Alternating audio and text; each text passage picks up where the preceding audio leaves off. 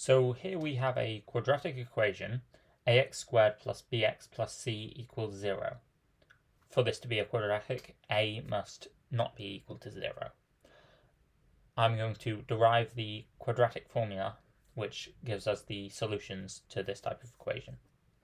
So to start with, I'm going to divide both sides of the equation by a, which we can do because a is not 0. So we get that x squared plus b over a x plus c over a equals 0.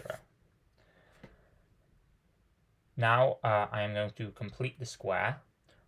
So this will give me x plus b over 2a all squared plus c over a minus b squared over 4a squared equal to 0. Now I'm going to move these two terms over to the other side of the equation, which gives me x plus b over 2a all squared is equal to b squared over 4a squared minus c over a.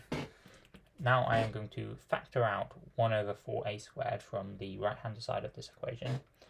So we get x plus b over 2a all squared is equal to 1 over 4a squared multiplied by b squared minus 4ac.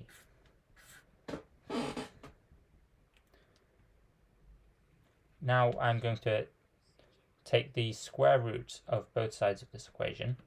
So this gives us x plus b over 2a is equal to, and it could be the positive or negative root, so plus or minus, the square root of 1 over 4a squared is going to be 1 over 2a, and then the square root of b squared minus 4ac.